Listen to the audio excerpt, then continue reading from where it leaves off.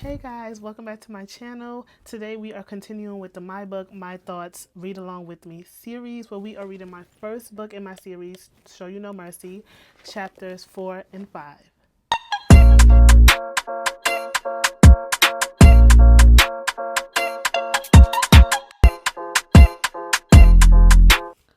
Nora slumped at the end of the couch in annoyance. She sat as far as possible from the psychiatrist, Miss Stewart. Miss Stewart sat across from Nora in a purple accented chair. Her smile left a crease around her mouth like bending sneakers. Behind her was a bookcase filled with psychology books and memorabilia. Miss Stewart adjusted her glasses as she waited for Nora to speak. Nora sank into the soft couch as she vibed to the soothing music playing in the hallway. She hadn't said a word yet, but Miss Stewart had already made a note on her pad. Nora shook her head. What a waste of my time. She fiddled with her wedding band as she avoided eye contact with Miss Stewart. Mrs. Woods, we can sit for the next 30 minutes quiet, which might be boring, or we could try to have some form of communication. But it's all up to you. I'm okay with both options. See, okay. You don't speak, I don't speak. You don't answer questions? Okay. We just gonna sit here quietly. So I'm with Miss Stewart on this because it's like for Nora, she has to do this. It's mandated right now. So you might as well get the best out of it. Like, come on, girl. Nora took a sip of the bottled water. I'm only here because my captain made me come. I don't need to be here. I'm perfectly fine. If you was fine, you wouldn't be there. That's my thing. People like I remember one time I was watching an episode of Girlfriends, and Joan had to go to therapy, and she was just like, "Oh well, I don't really need to be here." And then she kept talking. The more she talked, the more the therapist realized, "Oh yeah, she needs to be here." Like, come on now. Miss Stewart smirked and wrote on her pad once again. Why would your captain mandate you to be here if you didn't need this? That part. What the hell are you writing in that pad? I haven't even said anything worth documented. She twisted her face. Miss Stewart looked up at Nora. Okay, why don't we talk about the day of the incident? Nora twisted her mouth and gazed at her fingers. What about it? Miss Stewart encouraged Nora to talk about the day of the shooting. She stared at the potted plant that sat on the corner of Miss Stewart's desk. I walked in on a robbery taking place in a bodega. He was aggressive. I saw a gun, and I... Did you? Miss Stewart questioned. Nora tilted her head to the side with squinted eyes. Excuse me? What do you mean, did I? Did I what? That's a little judgy. Did you? I would have been like, did I what, bitch? Did I what? Did I what? Miss Stewart's body shifted in her chair. Did you, in fact, see a gun? Nora's eyes widened and she giggled. She sat up to the edge of the couch. I thought as a therapist that you were supposed to be non-biased. I'm just asking questions. That is the purpose of therapy. I asked, you answered. She clicked her pen. Not necessarily. You can ask me whatever you want to ask me. That don't mean I'm going to answer you. I plead the fifth. The hell? Here's an answer for you. Kiss my ass. That's my girl. That's my girl. Nora threw the water bottle at the potted plant on the desk and exited Miss Stewart's office. Period. Because who are you talking to? Who are you talking to? I didn't come here to be judged and to be interrogated once again. I was interrogated during the shooting and I got off scot-free because I followed procedure. So for me to be coming to therapy and you talking about some, did you in fact see a gun? Girl, bye. We are moving into another scene, same chapter. Captain Beck ran out of his office. There's been a home invasion. 13 Willa Avenue. Who's taking it? Tanner was leaving for the day but stopped. Did you say 13 Willa Avenue? Yeah, you know it? Shit, that's Nora's house. What? Tanner dashed out of the station. He called Nora while he drove to her home, but her phone went straight to voicemail. What's happening? Tanner got an instant headache when he stepped out of the car. Cops, ambulances, neighbors surrounded the house. Tanner walked towards a uniformed cop and flashed his badge. Detective Tanner Nash, who was the officer on the scene first. The cop pointed at an officer standing by the front door of the house. Lock down this perimeter right now. No one who is not of law enforcement should step foot on my crime scene. This is top priority, he screamed. Ooh. Okay. Before I continue, I don't know if I mentioned this before in the last two videos, but I love a cop show. He was like, shut down this perimeter right now. Nobody steps on my crime scene. Crime scene? At Nora's house? Ciao. Okay. Tanner ran up the steps towards the officer. I need you to tell me everything. I got a call on the radio about a neighbor stating that she heard a lot of commotion and saw a group of men running out of the house with two female children with black bags over their heads.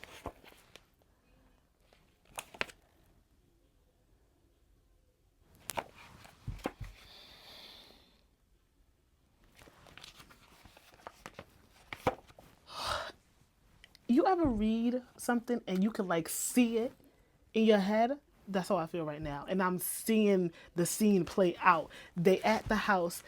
There's cop cars everywhere. The lights, the black, red and blue lights. The neighbors being nosy. The caution tape. Oh my. Okay, I'm gonna go. All right. Bring her down to the station and get her statement. Tanner stood at the entrance of the door, with one hand on his hip and the other on his forehead. He rubbed it back and forth before he stepped inside. He had been a detective for almost 10 years, but what he saw shook him to his core. Oh my god. Did they kill Nora? The once beige walls were now light maroon from the blood splatter. The glass chandelier that hung from the ceiling was now in the middle of the great room, shattered into pieces. It looked like the house had been ransacked. A body lay lifeless on the ground with a white sheet spread over it. Gabby stood over the body as she closed the examination bag. She glanced at Tanner. I'm ruling this one a homicide. Oh, okay. How do you know? You haven't even gotten the body back to the lab yet, Tanner asks. I've seen all I needed to see. This wasn't random. This was personal, Gabby commented. Tanner walked slowly over to the body. He squatted and hesitated before lifting the sheet back. The person was unrecognizable. Tanner became sick, ran out, and threw up in the bushes on the side of the house. He wiped his face with his handkerchief and pulled out his phone. Captain Henry, he's been murdered. Oh my.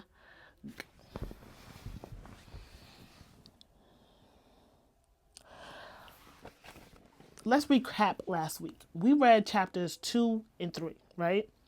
Chapter 3 was when Warren was talking about he need to get his lick back. If this is how he get his lick back, sir, I need you to go back to prison. I need you to go back to prison because murdered. Oh my God. But he's murdered the two girls. I'm guessing the two girls got kidnapped because that's who the neighbor was talking about. So where the fuck is Nora? Okay. His blue eyes filled with water. Gabby was confused. Who is Henry? Nora's husband. Tanner rushed over to an ununiformed officer. I need you to get all of these people's statements. No one is allowed to leave without you getting it. The officer stood as he blinked rapidly. What exactly should I write with it? I don't give a damn what you do. Get every name, every number, every address. No one leaves until I say. Who? That's what I'm talking about. That's what I'm talking about, Tanner. Like, what? We not playing nobody's allowed to go home. Nobody. What? All these, no. I need you to get everybody's name, address, okay? Number. He ain't playing. Okay? Tanner called Nora again and it went straight to voicemail. Fuck. That's what he said. What do you need me to do? Gabby asked. I need you and your team to cover the whole house again for any clues that may have been missed, Tanner answered. I promise you, there's nothing else to find. Tanner's breath quickened with frustration. Listen to me. That man dead on the floor was like a brother to me. Their 2 children are fucking missing. My goddaughters. Tanner slapped his chest. So I don't give a damn if you think there's nothing to find. Do it again. Ooh, he mad. Oh, he mad. He mad, y'all. He mad. Captain Beck got there in the nick of time and rushed behind Tanner, pulling him to the side. You need to calm down. Where is Nora? That's what I want to know. Where is Nora? Where is Nora? Okay. Sweat trickled down the side of Tanner's face. He wiped it quickly with the palm of his hand. I don't know. I've been calling her ever since we got the call. Phone keeps going straight to voicemail. How bad is it looking in there? Beck asked. This was personal. I'm going to kill the son of a bitch who did this. Who? A car approached the scene. The lights were so bright that it almost blinded everybody. Nora stepped out without turning off the engine. Okay, what are we thinking right now? Nora is about to crash out. Okay?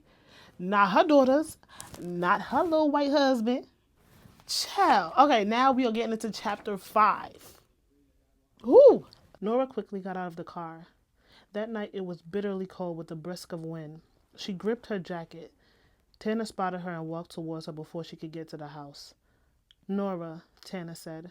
His voice wobbled as he tried to speak. What the hell is going on? Nora questioned. She looked around at everyone with frowns on their faces. Tanner held on to Nora as she trembled.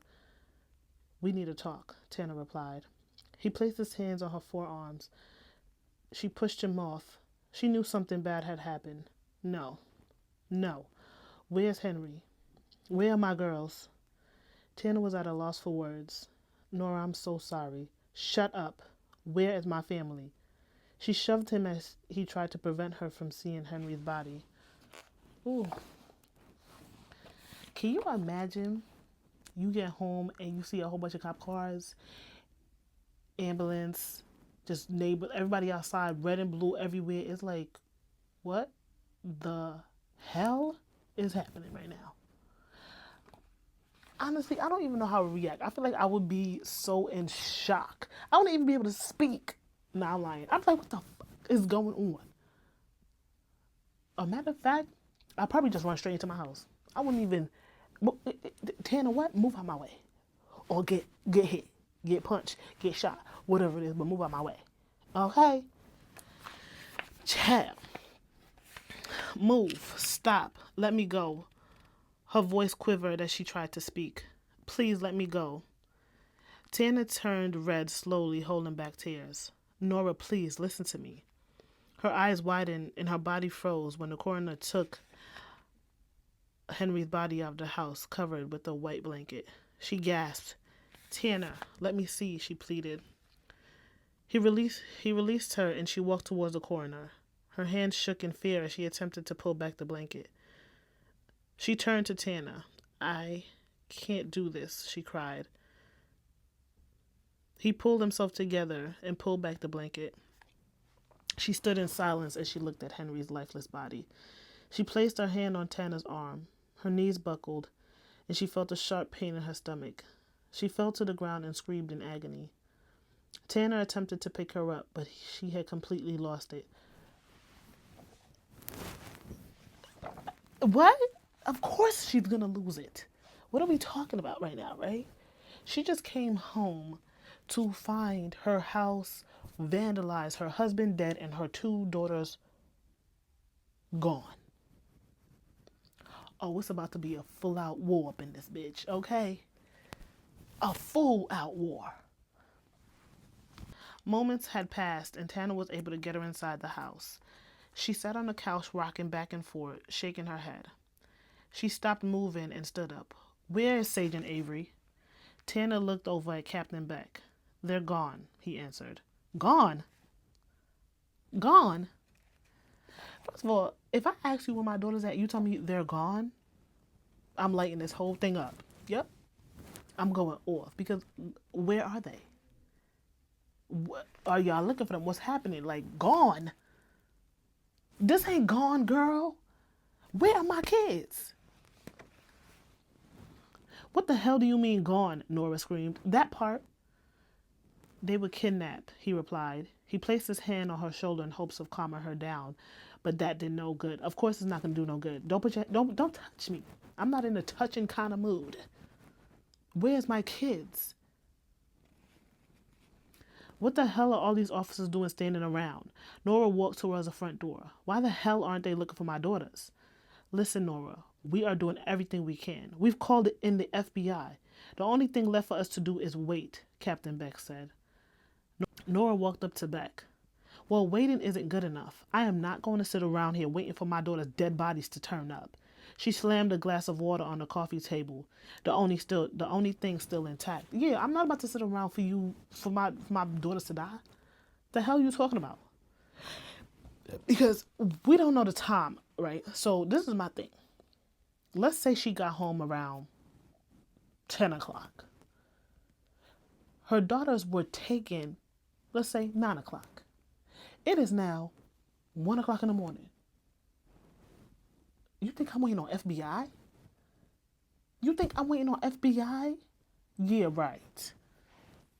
Yeah, right. FBI ain't got shit on me. Nora, calm down, Tana said. I understand it's a lot going on right now, but trust we are handling it. Fuck you. My kids are missing and you want me to calm down? Instead of y'all standing around here, y'all should be hitting the pavement, getting statements, license plates of the car, color, make, and model. You know what? I'll do it myself. Nora walked outside and was stopped by Beck. We are handling it. Is there some place you can go for the night, a friend or a family member? Nora shook her head no, and tears rushed down her cheeks. Tana chimed in. She can stay with me. I'm sure Jess won't mind. Don't she got an Aunt Maddie in Buffalo? Why the hell she ain't gonna stay with her?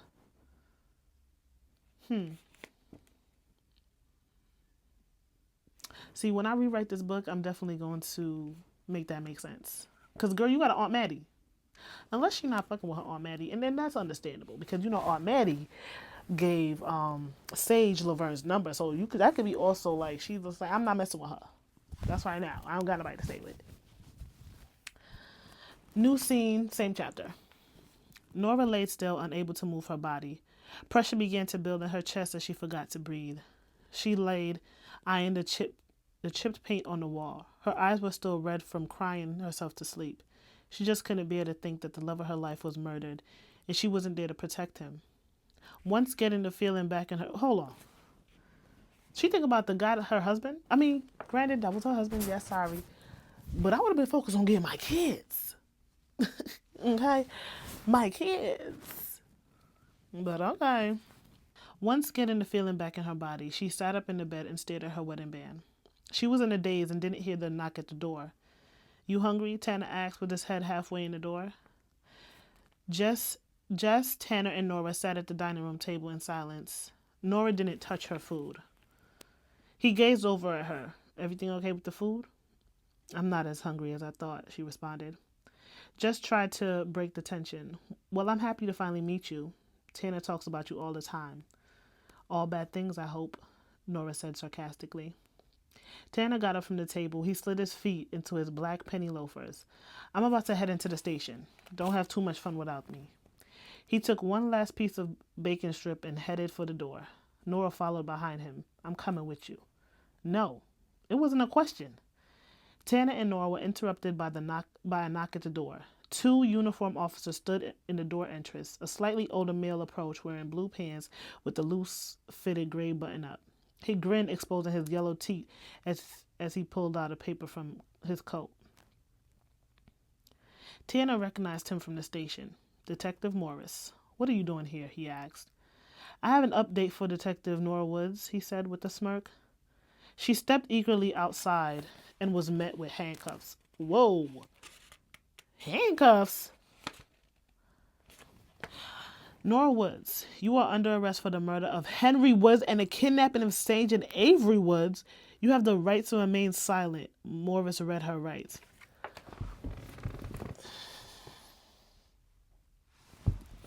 What's... What's going on right now?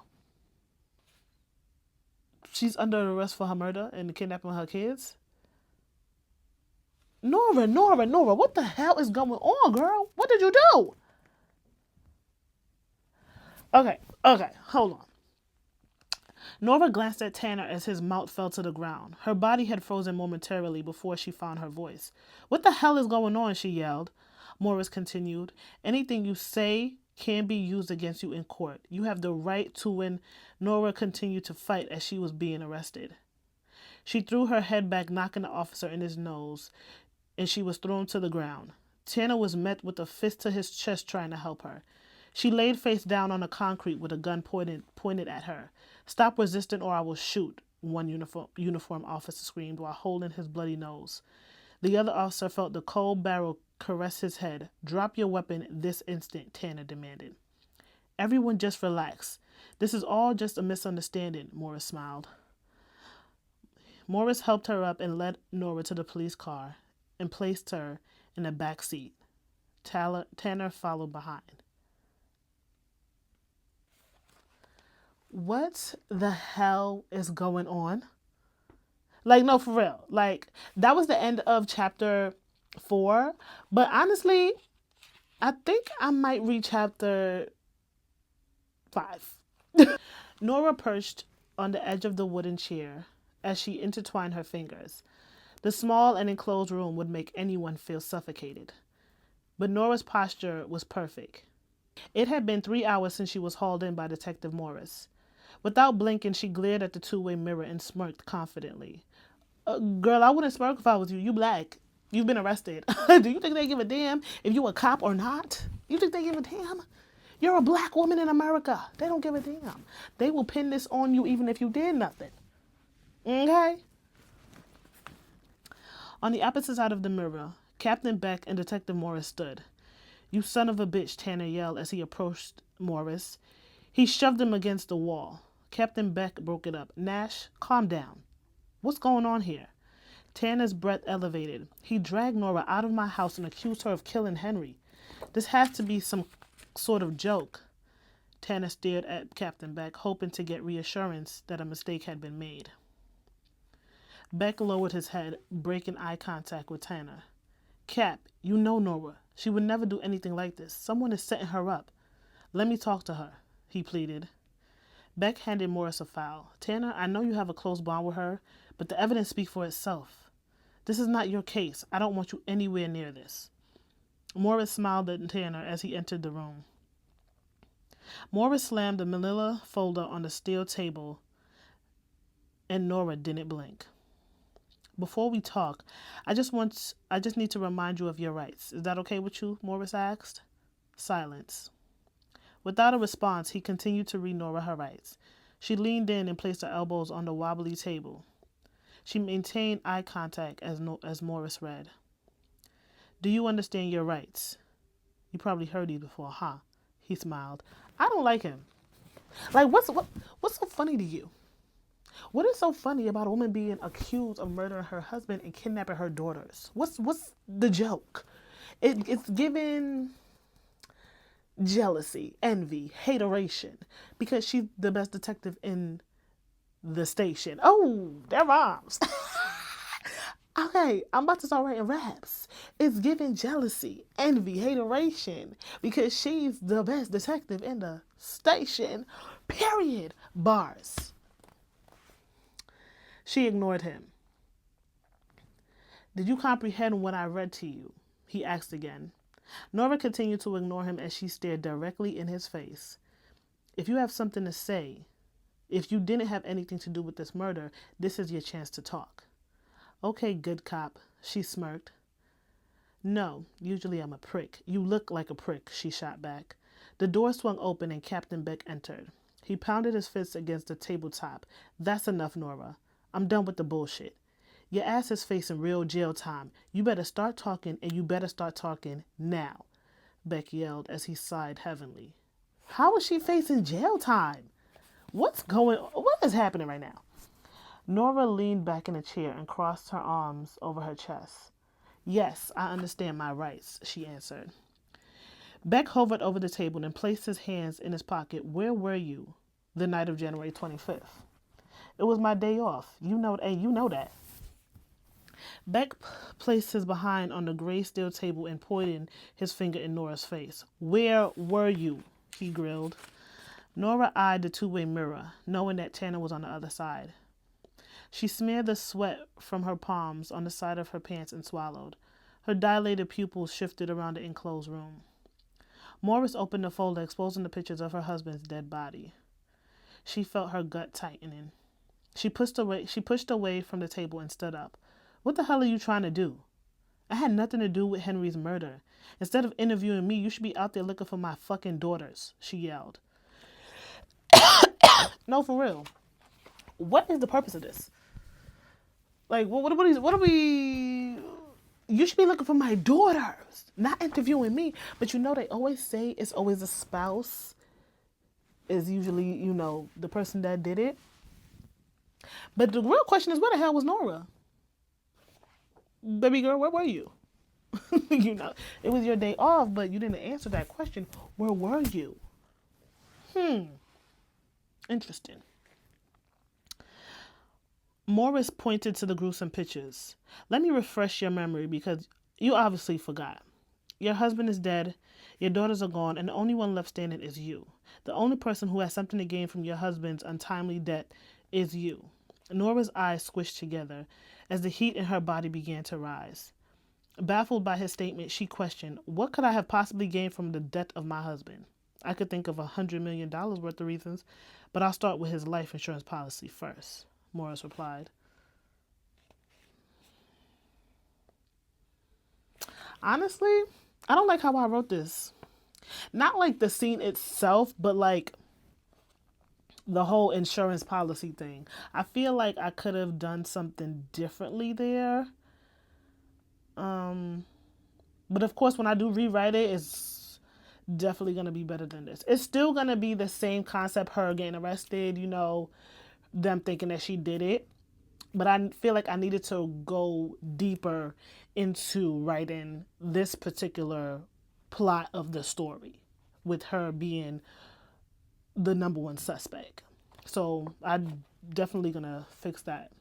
Nora laughed hysterically and held onto the chair to maintain her balance. Tears streamed down her red cheeks as she continued to chuckle.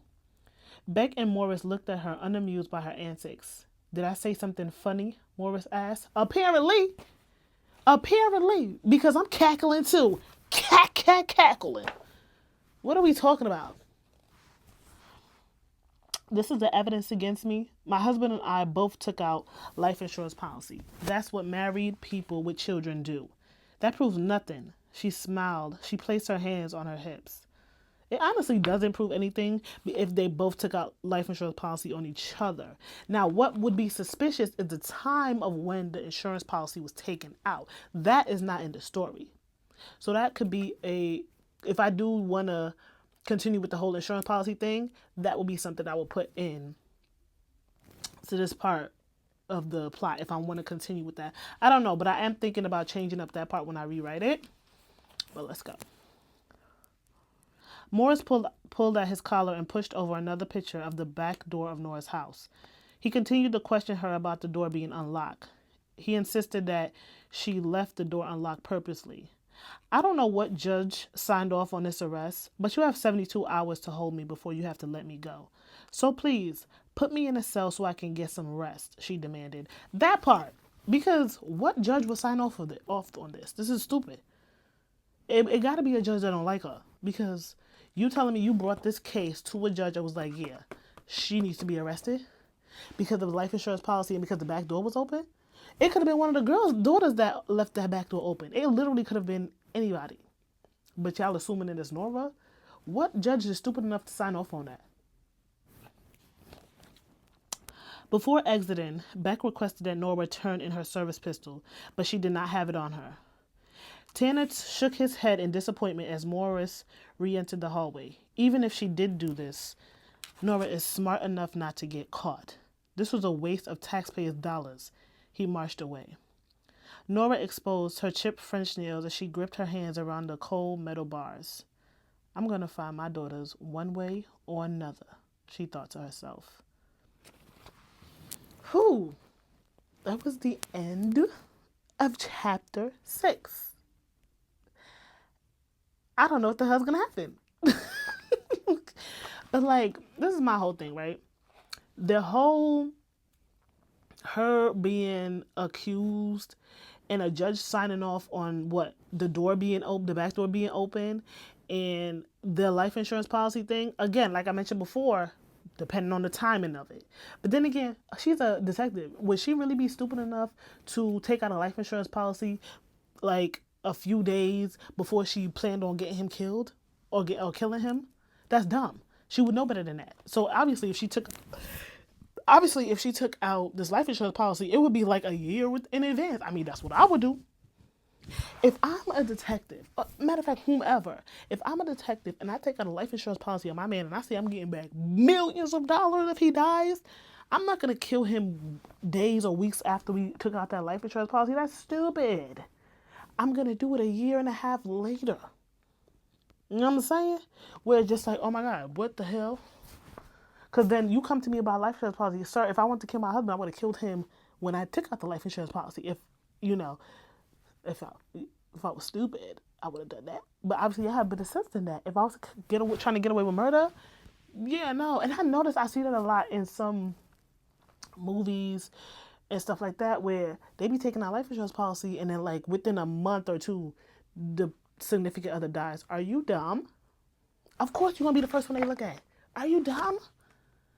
Anyways, that was the end of today's read along series, and I gave y'all an extra chapter, and I can't wait for us to continue reading this to see what happens next week, because they only can hold over 72 hours. That part. So thank you for watching. Don't forget to like, comment, subscribe, and turn on that notification bell, because more is to come. And if you cannot wait to read this book with me, you can find my book on Amazon, Kindle, my website, and my TikTok shop. If you order from my website, you'll get a special gift and, of course, an autographed copy. So stay tuned. See you next week.